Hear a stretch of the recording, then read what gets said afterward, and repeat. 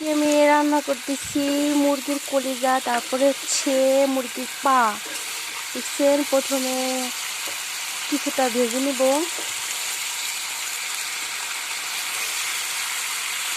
তারপরে হচ্ছে রান্না করব। ভেজে নেওয়ার পর হচ্ছে রান্না। এবার আমার ভাজা শেষ, ভাজা হয়ে গেছে। তো এখন মশলা দিয়ে রান্না করব। ভাজা শেষ, আমি উঠাই নিছি, এই তো উঠাইছি।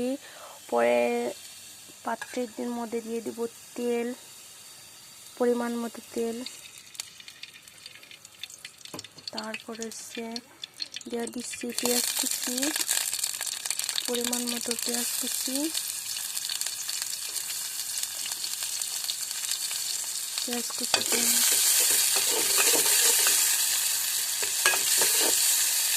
কুচি দিয়ে কিছুক্ষণ নেড়ে, তেল কম হয়েছে, আমি আবারও দিয়ে দিলাম একটু তেল।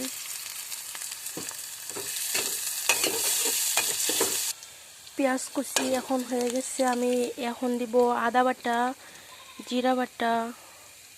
এই তো দিয়ে দিচ্ছি পরিমাণ মতো জিরা বাটা,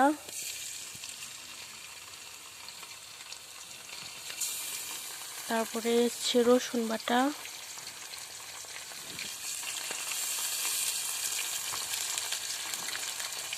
আদা বাটা, জিরা বাটা, রসুন বাটা আমি সবই দিয়ে দিলাম পরিমাণ মতো।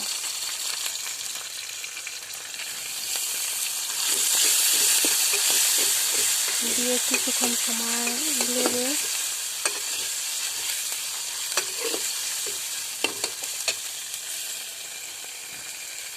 একটু জিরা বাটা দিয়ে দিলাম।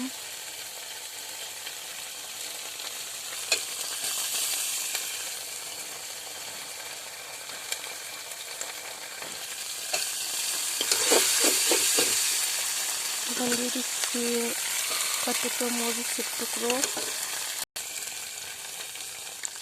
তারপর আমি দিয়ে দিলাম পরিমাণ মতো মরিচের গুঁড়ো।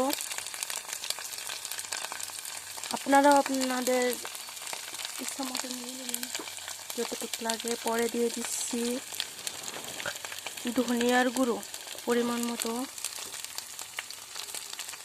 ধনিয়ার গুঁড়ো নিয়ে নিলাম। পরে দিলাম হলুদের গুঁড়ো পরিমাণ মতো।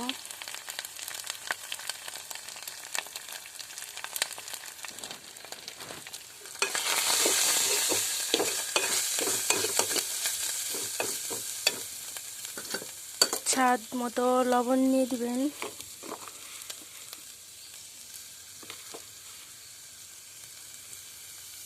আমি আমার স্বাদ মতো লবণ দিয়ে দিলাম। কিছুক্ষণ নেড়ে নেওয়ার পর পরিমাণ মতো একটু পানি দিয়ে দিবেন।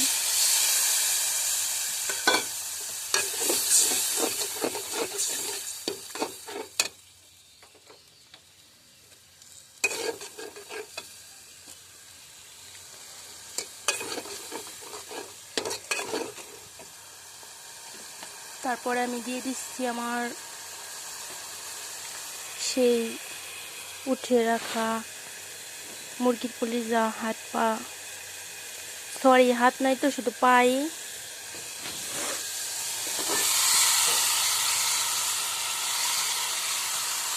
দিয়ে দিলাম পরিমাণ মতো পানি।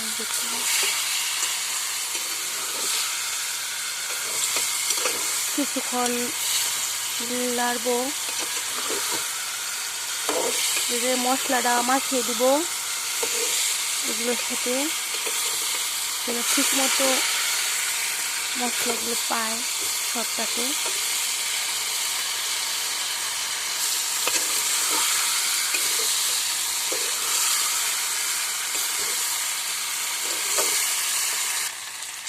তারপর কষিয়ে নেওয়ার পর আমি দিয়ে দিব পরিমাণ মতো পানি, কারণ আমার কষানো শেষ, মশলাগুলো কষানো শেষ। এবার দিয়ে দিব পরিমাণ মতো পানি।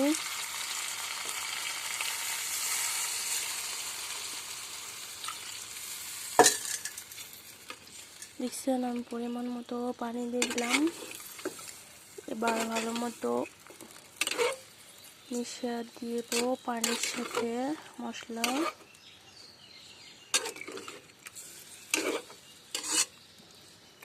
সিদ্ধ হওয়ার জন্য যতটুকু পানি আপনারাও পরিমাণ মতো নিয়ে নেবেন।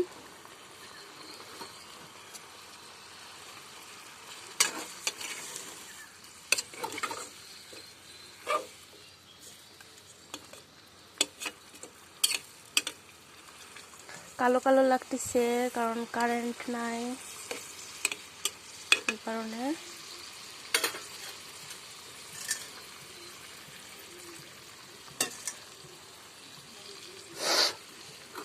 এভাবে রান্না করলেও ভালোই লাগে, খারাপ লাগে না। তো অন্য রকম ভাবে রান্না করা যায়, তো আমি এইভাবে রান্না করলাম। তো আমি এখন ঢাকনা দিয়ে ঢেকে দিচ্ছি, এখন জাল হইতেছে। এখন আমি দিয়ে দিচ্ছি 2টা এলাচ, 2টা তেজপাতা, এগুলো দিয়ে দেবো এখন।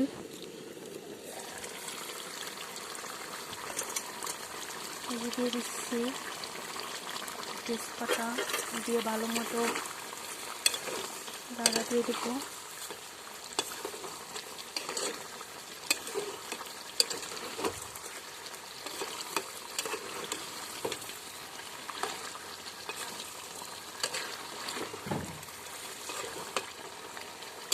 তো এখন আবার ঢেকে দিব, জাল হবে।